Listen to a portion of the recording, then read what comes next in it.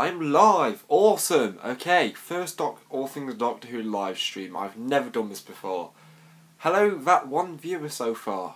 I really think I should actually, do something about this. Advertise it more. Oh, my connection's... No!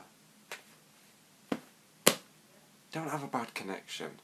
Very bad connection. YouTube. Stop being a bitch to me. Alright, I don't know what's... Go away. Go, okay, I get it. Okay, I get it. Well, so, I am just experimenting. Hello, Jay's Doctor Who Reviews, how are you? So, basically, Series 10, I've not reviewed anything from the channel. I've reviewed a pilot, and I'm in a podcast where I'm reviewing the episodes, but it's going to be a while to their release, so I feel like I should discuss it, why I'm here. So, Series 10, what do I think about it? Well, if you're watching this right now, I think it's an absolutely fantastic, great series. Granted, there are a few episodes that I'm not really impressed with, but I don't really hate as much as, Wedding River Song for New Who-wise. Yeah, okay, we're going to start with the pilot. If you know my thoughts on my pilot, because I've actually reviewed that story, then you think that's a very good story. Granted, the story's not there as much, but it's a great introduction to Doctor Who.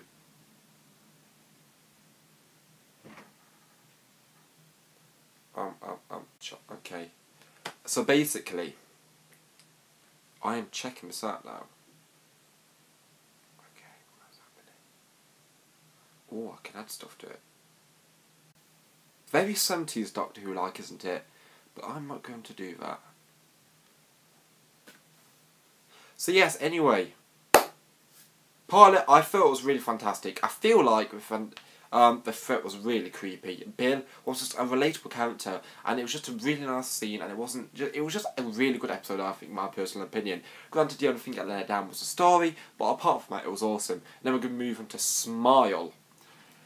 Now, that was an episode I wasn't particularly happy with. Granted, it was the writer who did In the First of a Shite.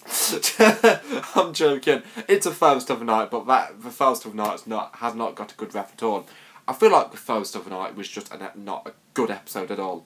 But thinking back, to Smile now, not First of the Night, it was okay, had a nice premise, emojis, and it really fitted into today's society, because that's what Doctor Who is. It's a show that can fit into today's society, it can fit into some messages. If you watch a lot of old Who, it has a message there. The Happiness Patrol, people slate it, but it's basically just a propaganda against Margaret Thatcher.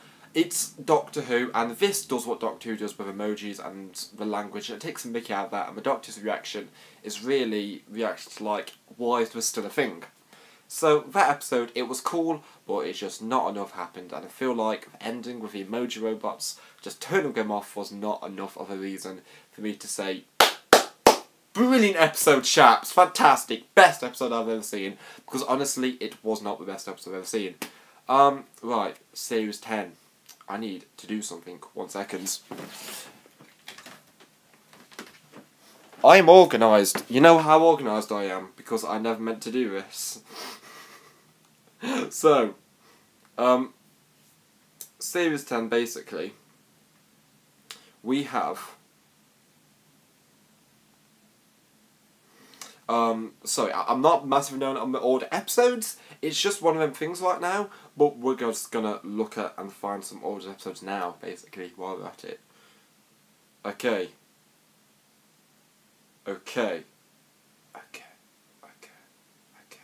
Right. Smile. Some of my thoughts on Smile. I thought it was a cool idea. It had some nice ideas, but at the end of the day, it was just a really disappointing episode. Granted, it actually changed the relationship between the Doctor and Bill. Really nice. Had some really nice moments. I thought it was a really good thing about it. Nada wasn't really in it as much, because in the first 3 episodes it wasn't. It was really establishing the character between the Doctor and Bill, which I really liked, because I'm a massive fan of Bill. But we're going to move on to Thin Ice. Now, what can I say about Thin Ice? Thin Ice is a gem story. Hello, third viewer. Wow. Oh, I've got more views than I thought. I think it's a random thing I didn't really expect to do. Thin Ice was a story that I really enjoyed. The only thing gripe I have with this story is the ending, because I feel like when Moffat does these monster stories, it's just at the end, you're always going to feel sorry for a creature. But I love a story like Power of Kron where you can watch it and you can say, that monster is not just secretly good at heart. He's a monster trying to kill people. And I love the simplicity to that idea. So, watching this, it had a really nice start. The villain, racist, but you know what? I liked it. It was a cool idea. Because it really fits in with the time. Now, that was a common complaint with Thin Ice as an episode. Just for the fact of, it was racist, but it was staying true to itself in the time history it was, and I really thought it made it more realistic, and it made it more of a nice historical, and I really love the historicals. They are fantastic, absolutely fantastic. The Doctor, what can I say again? Brilliant. Peter Capaldi is on point in this series to an extent. Bill has fantastic scene, and even the kid actors were quite funny. I really think they were very underrated, at full honesty. Better than I thought. A lot better. So, that was my reaction to Thin Ice. Monster was very disappointing. Very disappointing. But the Doctor was on point. Absolutely fantastic. Fantastic. Sorry, that's my northern impression. Awful. But basically, yeah.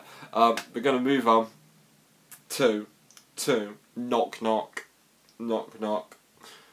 Basically, was a very good episode. I'm a big fan of Knock Knock, but I feel like Moffat did the same thing again for the end, where he made the villain, the creepy landlord, a character you feel really sorry for. Now, personally, for me, I want to feel sorry for a character, but I don't always want to feel sorry for every single fucking character that I see that is trying to cause some havoc. I like a bad villain some days. The Joker is a character. Look at the Joker. Do you feel sorry for him? You don't feel sorry for him. Because he's just causing stuff for the case of causing stuff. Not the landlord feeling sorry because he's trying to keep his mum alive. I get it. It's a nice, heart-warming scene. But Moffat, we don't want any more warming scenes. Just stop. Stop. I'm just going to rant about Moffat right now, aren't I? Let's just rant about Moffat, shall we? But no, I thought Knock Knock was really creepy. And I liked the idea of Bill, you know, having this other life that wasn't with the Doctor. And a lot of those companions have had this life. It wasn't explored as much of a classic series, but with the new era, it's really been explored, and I really like what they did there. So, Knock Knock was very creepy. The students, yes. Adam, the character of Adam. Okay, that's a little joke between me and my friend Adam, Time Lord Fishwick. I definitely recommend watching his channel because he does previews and reviews all Series 10, unlike me. Don't unsubscribe for saying that. So basically, check out that channel, but he looks just like Adam. So, the college students were really good, I have to say. They're really nice characters, not fantastic, but you'd want to hang around with them. You'd want to be in a room with them, and I like our whole idea. But the pop music thing I wasn't a big fan of. Not at all. So, Oxygen.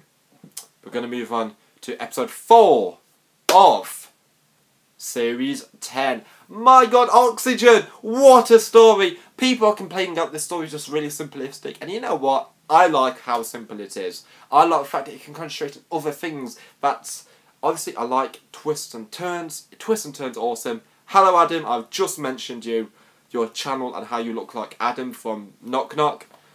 But Oxygen, my lord, what a story Oxygen was.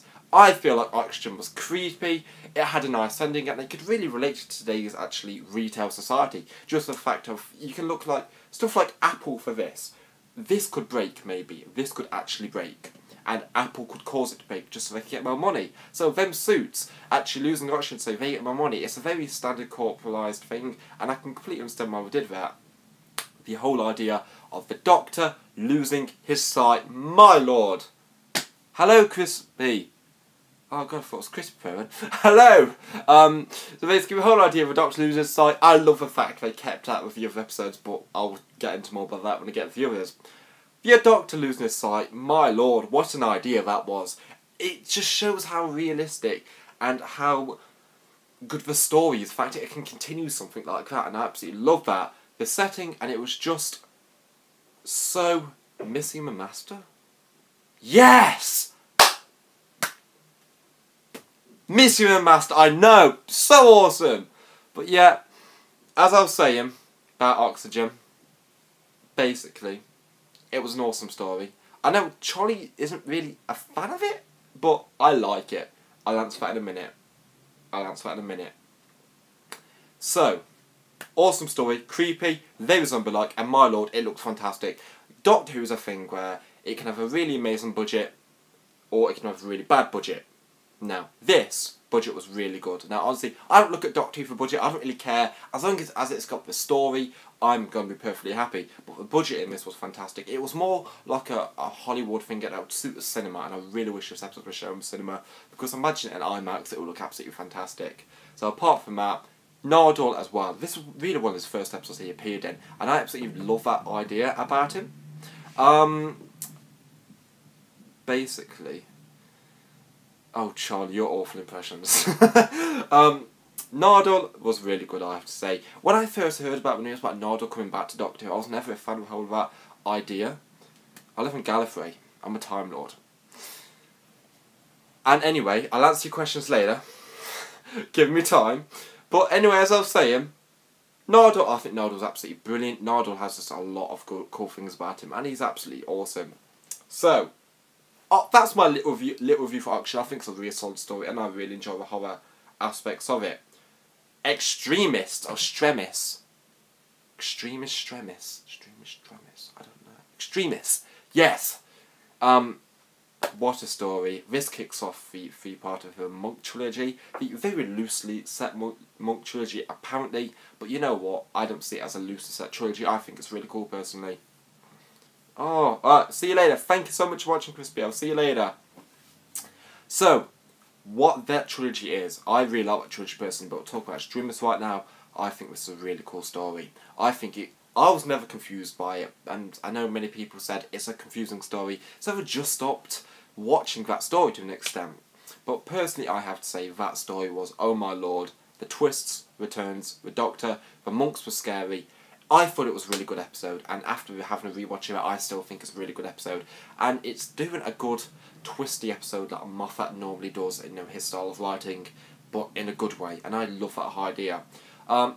Again, I didn't find it confusing. I am a person who can understand ghost light, and if you're a classic Who fan, you know how confusing that story is. So after saying I can understand that story perfectly, it says a lot. It actually does. So you know what? That was my little talk about Extremis. And now, you know what? Shall we review Time and Rani, guys? I think Time and Rani. Yeah, Adam Tarmold Fishwicker loves Time and Rani. You should all know about that. But anyway, we're going to move on to, after that, the pyramid at the end of the world. Guys, what a good story. My only complaint about the story is the fact that Unit wasn't in it. I feel like, as cool as it was to have all these different authorities in, it just doesn't really work as much. Because Unit is a group that the Doctor's worked with, and it could be another great Unit story for Series 10. Because Unit have never really been in this series yet, and I really wish I would have. Because they were quite a little part of Peter Capaldi's era, and that's a really good thing about his episodes, because of Unit. Because he's a very John Pertwee style Doctor. This is a very John Pertwee style era. Hello, Ice Lord 99. Or Rob. So, bringing them in would really work. And having like a Brigadier style character would be absolutely fantastic for the story. Now, for Monks, I think the Monks were a really good episode. Bill, and the whole idea with the lab, it was a really cool idea, I suppose. I need to rewatch it out for all honesty. I feel bad because I have not rewatched it in ages. But I enjoyed the story for what it was. Hello, Dalek Dominator. We're basically talking about Series 10. If you're coming late with this is going to be uploaded on my YouTube channel anyway, so you can just watch this, and you have all my thoughts on Series 10 altogether. So it's all fine. It's absolutely dandy. So, End of the World, Pyramid at the End of the World, I think it's a really good story, solid, and I really enjoyed it. Right, Light of the Land, the last part to a Monk trilogy. Meh. This story, for me, was a wasted opportunity. It starts out really intriguing. It has a nice set, and I liked the twist that the Doctor was bad. He was evil, and it would have been a different story, something unique we've never really had in Doctor Who. And then after that, when Bill, Nardole, going to try and find the Doctor to bring him in. And you're thinking he's calling for monks to get Bill out of there, and then suddenly Bill shoots him, which personally is really out of character for a character of Bill. I don't really see how that works. And then suddenly he regenerates with his regeneration. You think a new reactor's going to come in. Oh my god. Oh yeah, that I completely agree. I completely agree. He regenerates, and after that it goes all downhill. The story is not that good. It's just really disappointing. It's going worse and worse because you just look at it and it's just events that make no sense. And then Bill doesn't even question regeneration, and it doesn't even answer a question: was that false regeneration? Was that actual regeneration energy? Did the Doctor just use actual real regeneration energy just for a prank? I don't know. Moffat doesn't explain anything. It's Series 6 all over again. It was so promising, I know what you're on about. And it is just really bad marketing because it let us down, and I'm like, no, don't do this to us. We're expecting something unique, scary, Doctor being evil, Bill fighting this by herself. Oh my lord. It's just... No, that was not just a prank, it was awful. I do not want to see this. You know, I'm going to come off this, and I'm just going to say this really quickly. The whole idea of Bill's mother saved her a day. Oh my good lord, where's the sick bucket? So much love, I want to be sick. More than River and the 11th Doctor. That's how bad it was. Honestly, the light of the land, disappointing turnout. I do not like this episode. Just, if I ever rewatch, I'll watch it just for the trilogy. I'll not enjoy it as much as I could. So, we're moving on now to the Empress of Mars. Now, the Empress of Mars is a complete different turnout. I lost not a lot of hope, but this is the introduction of the Ice Warriors, and my lord, I love this episode so much. The Ice Warriors were written brilliantly in the story. The actual, Ice Lord, I know, I got an idea for the channel, mate. I know that one. But the Ice Warriors in the Empress of Mars, oh my god, they were fantastic, brilliant, and I adore it. They were fantastic. The Doctor was, oh my lord, awesome. The Doctor was fantastic. And I feel like Bill was good. My only little complaint was the fact that Nardole left, just randomly disappeared, and someone caused the TARDIS to disappear. But you know what? Missy had a nice scene, I suppose, at the end. Now, the Arachnos. Arachnos? Of course, because she sounds just like that. I know, he was a lot better. So basically, he was a lot better. Moffat is a lot better in this series and other series, but he's just blown us out of the park this series. I'm really happy with Mark Gatiss for that. I feel like the Victorian aspect was a really nice Doctor Who twisty theme as well. Hello TARDIS Traveller. So I love that. It was a nice theme, and basically, it was awesome. It's something you're only getting it in Doctor Who, and I adore that just for what I'm watching, and it's just such a cool idea. So I love that whole idea of this. So I have to say the story was really good. People say it dragged some points, maybe, but it had a nice character, and it just really made another friendly Ice Warrior. Granted, I like a serious Ice Warrior. Hello, Crispy Head. How are you?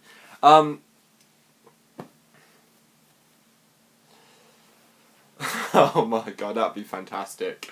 So apart from that, Empress Mars was awesome. I love that story to bits, and you know what? It's one of my favourites in this series from New Who all around. And now, we're in my final episode till tomorrow, The Eaters of Light. Now, I'm a fan of historicals. I love historicals. I love the 60s historicals. I love stuff like Crusade. The Aztecs is one of my favourite Hartnell stories. So the Massacre I think is really underrated. Now I sort of love that story to an extent, and there's a really cool animation of the opening scene on YouTube I was watching earlier. But this story, it was a good story. I enjoyed it. I do. It was Empress of Mars actually. For now, I enjoyed it, but I have to say for the rest of it, it was just there. It was enjoyable, but nothing stood out about it. Hello, Dalek Destroyer. Apart from that, I had to say, it was unique enough. The monster was alright. It just looked really cliched, I'm going to be honest there. And I'm surprised Moffat didn't bring up Rory, because I know what it's like with bringing back characters. Obviously, because Rory was a very big character for Series 5, 6, and the first part of Series 7, so he had a lot of screen time.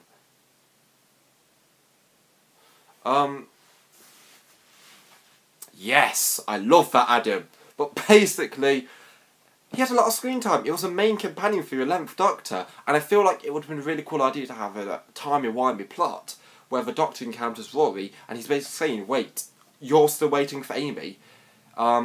He sees Pandorica, and at that point, he's like, oh my god, this is a point in time that I cannot come across because it will change my future. And it would make it such an interesting episode to an extent. I wanted to buy that as well. Thank you, Charlie. So, yeah, Eats the Light. I thought it was interesting enough. The Scottish characters, I love Scotland, so I loved a lot of this. So, but apart from that, they were interesting. We had a nice chemistry, I suppose. And when they were made up, it was obviously Doctor Who. It was what you were going to expect. It was an interesting episode, and it was what you were going to get. So again, this series so far. Tomorrow, we have the epic ending for Peter Capaldi's final series. I loved Way Doctor. Yes, that was great. We have, tomorrow, Missy, John Sims, and the Mondasian Cybermen with a bit of a redesign on head. But you know what, they still look absolutely epic. My favourite Cybermen of all time are returning. A great master is returning. Oh my lord, I'm hyped to an extent. Peter Capaldi's going to be so hyped. I can tell it by the trailer, his reaction when he sees the Cybermen. It's so awesome. Same. I absolutely hated it when I found out I was leaving. It was awful. I just want to cry. He's one of the best new Doctors. As a big fan of the first Doctor, he's the very first Doctor, best Doctor. I love that. Oh, he is my Christmas special. The one random guy one. He is my Christmas special. Apparently, there's rumours about the first Doctor is going to be there as well.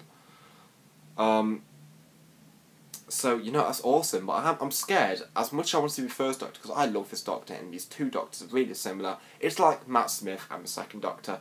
It's like David Tennant and the fifth Doctor, and the fourth Doctor, maybe. So it's all these different Doctors in the same episode, so they have got a really nice chemistry, and I think Peter Capaldi's so honoured to be this Doctor at this point, because he's basically us. This was him when he was our age. He loved this, just to an extent like us. So seeing this, I cannot wait for Peter Capaldi, and I'm so happy for him he's a Doctor and he's experiencing this. But when he goes, I will cry, and I think he needs longer as a Doctor. I really am happy, but he needs longer. I think he does, but you know what? It's his decision, and we've all got to respect his decision as a Doctor. So you know what? Let's hope tomorrow's good. Moffat cannot disappoint me. Same, Oliver. I love the classic series to an extent. My background says it all. I'm obsessed with the classic series. New series I don't watch as much anymore. The classic series is so rewatchable. There's so much to say, and you just love it completely. I agree. So yeah, basically that's my series and overview. Now we're going to talk about some news or latest updates and the merch-wise. Basically, big finish.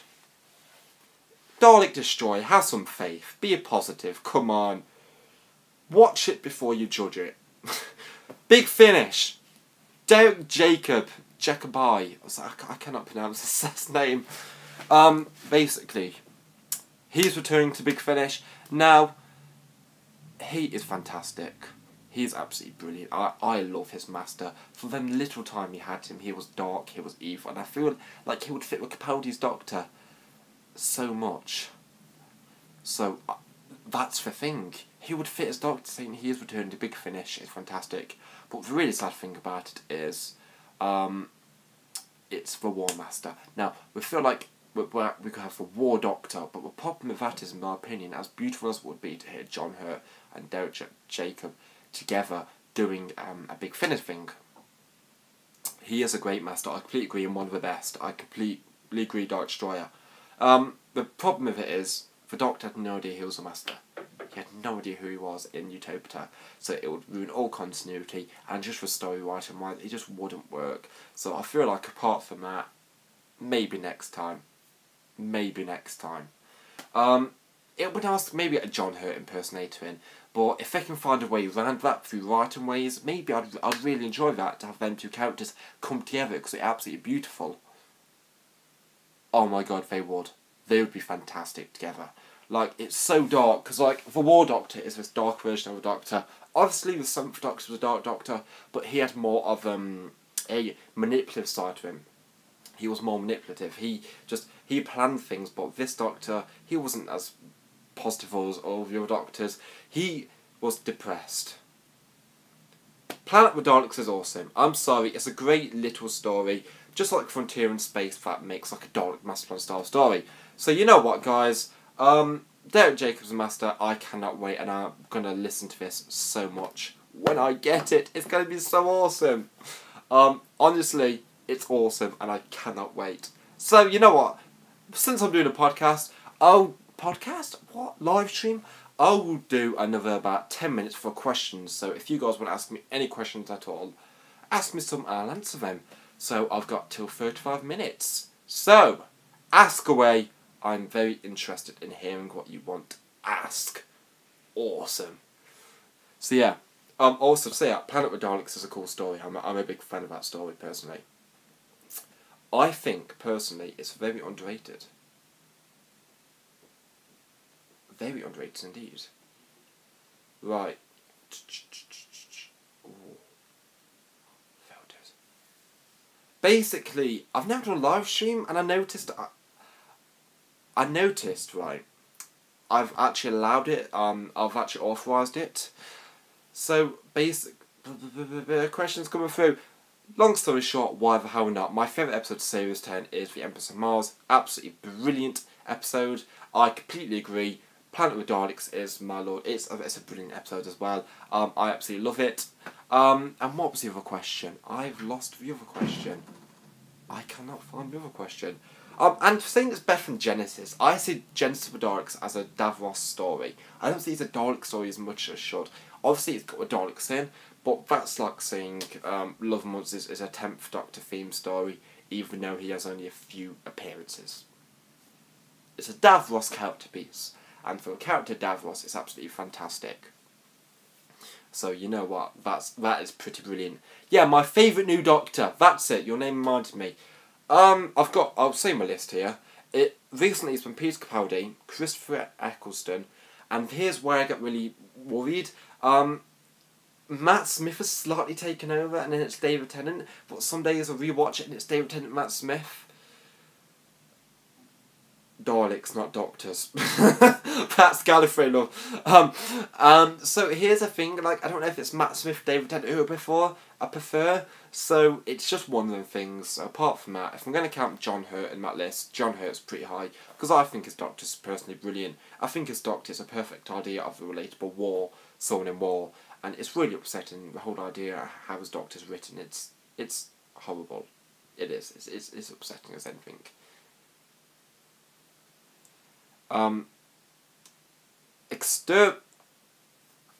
What? Why should be exterminated? Oh my god, that's horrible. That's so mean. You should. The War Doctor Big Finish, my lord, is absolutely awesome. I got sent them a bit ago, and my lord, here on John Hurt, is incredible. My favourite Dalek story. I have a few. Should have prequel. Oh yeah. Yeah, she should actually. Don't worry. She should have her own prequel. That would answer so many more questions for a pointless companion. But my favourite Dalek story, I have a few. Probably Power of the Daleks. That's an ultimate favourite, just because I love Patrick Troughton's first ever story. I feel like the Daleks are written so amazing in that story, and it's just a really nice defined area. And the Doctor can't escape, and it's just the sound effects. So listen to the audio to that story, it's fantastic. The animation is not as good. I like the animation, I can watch animation, I don't hate it as much as the next guy. But apart from that, yeah. You should know my favourite companion, Hannah. We were on my podcast yesterday. But all the stories can involve the Daleks, Resurrection of the Daleks, that's a great, fantastic story. Then we have Remembrance, then we have Revelation of the Daleks. My favourite companions are Turlo and Adric. Yeah, they're great, they're great. No, they're not. Adric is okay, not as bad, but Turlo is questionable. But my favourite companion is Jamie.